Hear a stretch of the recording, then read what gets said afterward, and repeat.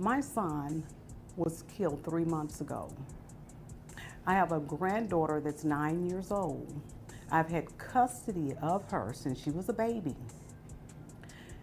After his death and funeral, Kim decides she wants to come to my house and remove her. Brought the police to my house. After the funeral? Yes, ma'am. Yes, Your Honor. She did. She did that. As traumatic as it was for me. A mother mourns her son, but her grief doesn't end at the funeral. It turns into a battle for his daughter. Imagine burying your child, only to have someone show up with police at your front door to take away the granddaughter you've raised since infancy. That's exactly what this grieving grandmother endured. A moment meant for mourning became a moment of chaos. Who would do that, and why? Me and my family. She decided to remove Rakisha with the police, caused a scene, which she's done in the past. I'm here today for grandparents' rights. I've had my granddaughter since she was a baby. She doesn't even know who this lady is. She knows that she's her mother, but as far as knowing who she is, and with her lengthy past, when I say When lengthy, you say lengthy past, what do you mean by that? The grandmother's pain is raw. Not only did she lose her son, but now she's fighting to keep his daughter safe. She raises serious allegations about the mother's past: drug use, alcohol abuse, and defrauding government assistance. She's not just painting a picture of an unfit parent, she's warning the court of a dangerous instability. Do you believe a parent with that kind of past should automatically regain custody just because they gave birth? Let us know in the comments. drugs, drinking, fighting, beating the system. Beating the system? Yes. How did she do that? Welfare, food stamps, housing, anything that's not legal, she's done. But The plot thickens when the grandmother admits she put her own son on child support, despite housing the child herself. Why? Because she claims both parents were gaming the system, using her and the child to commit welfare fraud. This isn't just a family feud. It's a pattern of manipulation and exploitation that the grandmother says has gone on for years. Can you imagine the betrayal? Rakisha, I said her name right. Yes, Your Honor. Okay, she lives with you. Yes, Your Honor.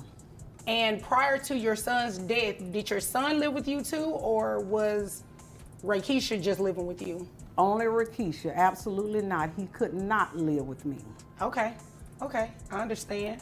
But so how was she getting benefits if her daughter lived with you?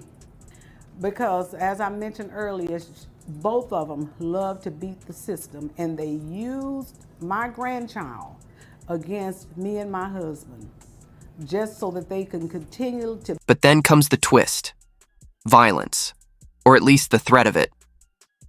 When the mother showed up with police, the grandmother warned her, "If you come over here, Smith & Wesson will be in control." That's not just a warning, that's a declaration of war. Yet it didn't escalate because police intervened. Who do you think crossed the line here? The grieving grandmother defending her home, or the mother making a scene after the funeral? Beat the system. I did put my son on child support. Okay. That I absolutely did. And now you're wanting child support from mom. I want child support and full custody of my granddaughter. Okay. Is there anything else you want me to know before I move over to her? Oh, absolutely, yes. When she brought the police to my house, she told them that I threatened her, and she threatened me.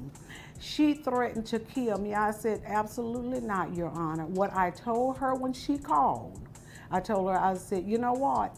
If you come over here, I'm not gonna be in control. Smith and Weston gonna be in control. Oh, okay. Well, it didn't get that far, did it? Well, it didn't, because the police drug her from my front yard. Oh, okay. And I'm sorry for your loss as well. Thank you, Your Honor. Okay, is there anything else you need me to know before I move over to her? No, Your Honor. Okay. I didn't catch your last name. I just heard your first name is Kim. That's what I want to say. I'm a fan. It's Kim Bourgeois. Bourgeois. Yes. How do you spell it? B-O-U-D. Now the mother takes the stand and admits it.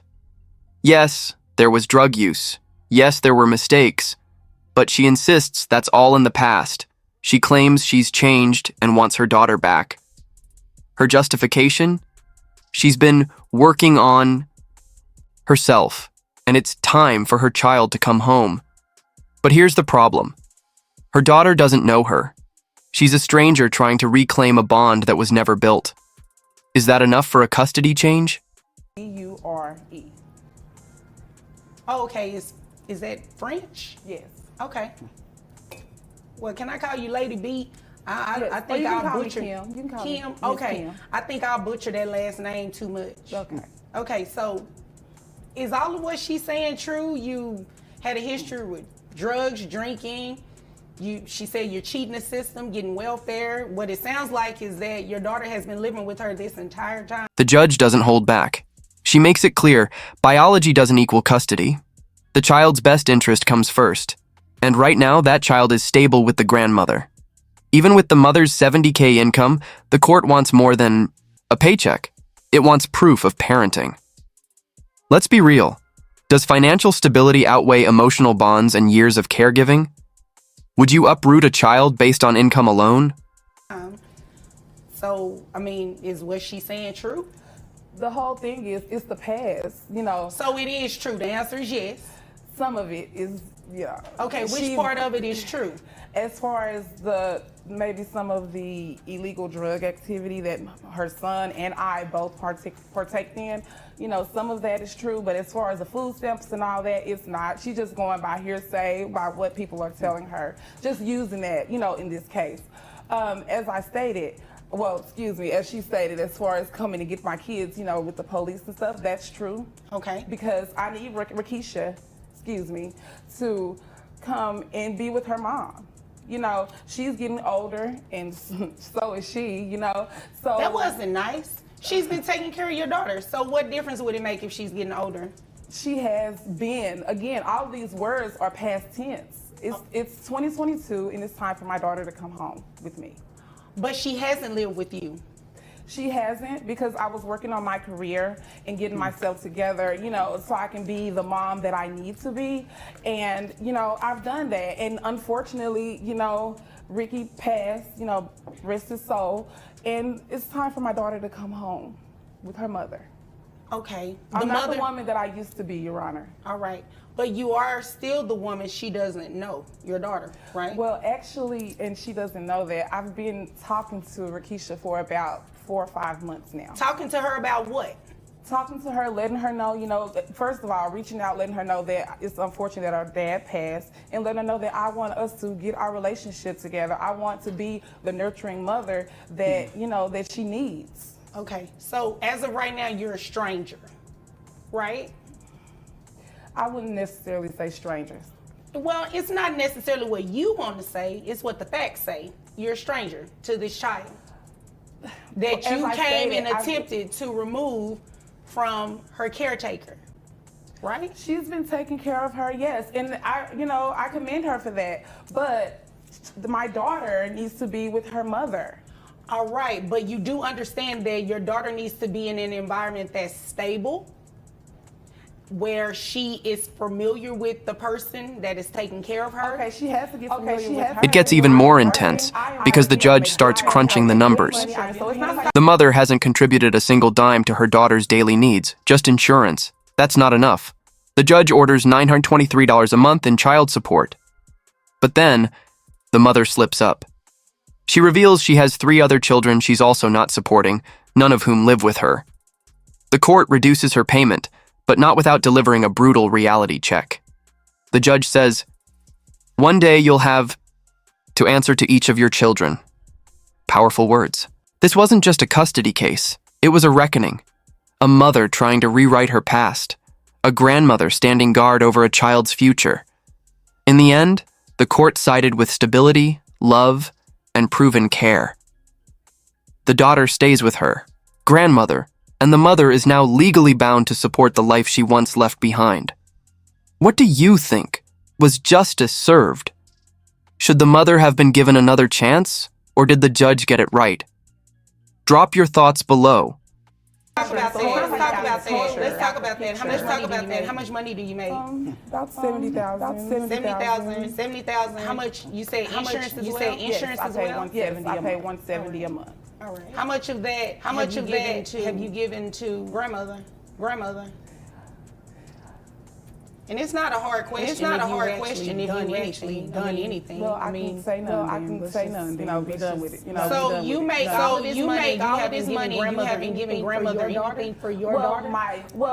Her dad has been taking her the child support. Right, but what were you doing? I was paying insurance. Okay. So you were paying the insurance. The daughter living with someone else. Well, she the one wanted to raise her. But ma'am, it is your daughter. It's my daughter. You know, I paid the insurance. She wanted a raise. The dad did the child support. We all just did our part.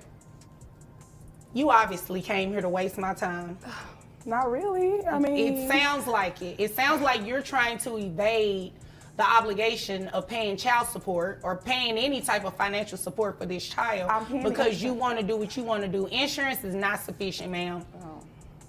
Grandmother can pay insurance if she needed to, but she hasn't. Well, she can't do it without a modification to your court order. That's the reason she's here. Okay, so can my daughter go home with me? No, she cannot. She is going to stay and remain with the person who's always taking care of her. You haven't said anything different to support that grandmother has not been doing the job you should have been doing. So what we're going to do is, based on your own testimony, and I believe you told the truth. I did. $70,000 a year, and that's giving you credit with the $170 health insurance. Your gross is $5,663. That brings your net to $4,613. You have one child, correct? Yes. Okay. All right, 20% of that brings your monthly child support obligation to $923. And as I stated, you are still to maintain the health insurance. That's over $1,000.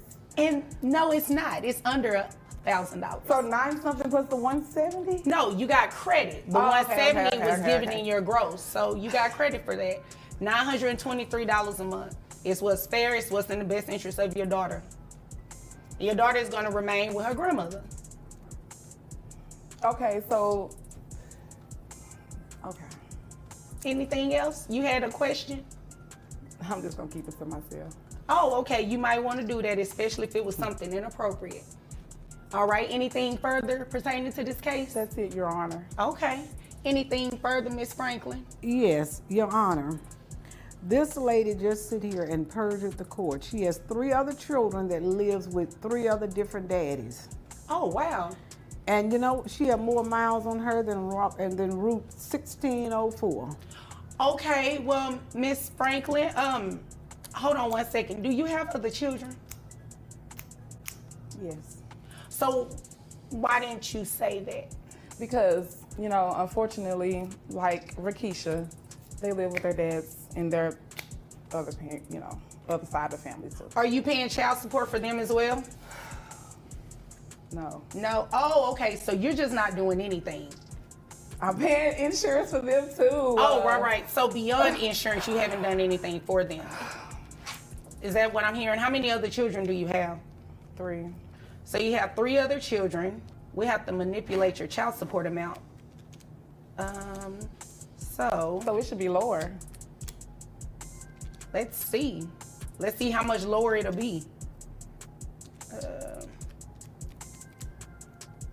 All right. Your child support is lower. It went to $680. Oh, should have kept your mouth shut. No, you know, first of all, that was rude. Secondly, she's being honest. You are not being honest. But that's okay. You don't have to be honest with me because you know what? One day you're going to have to answer to each of your children. and that is going to be your battle to fight with them. Well, at least they'll know I took care of them by paying their insurance. Oh, okay, and they'll also know you're a stranger. If there's nothing If this story had you hooked, make sure to hit that like button, share it with someone who needs to hear this, and subscribe for more real courtroom drama and analysis. We break down the truth behind every case and bring you justice one verdict at a time.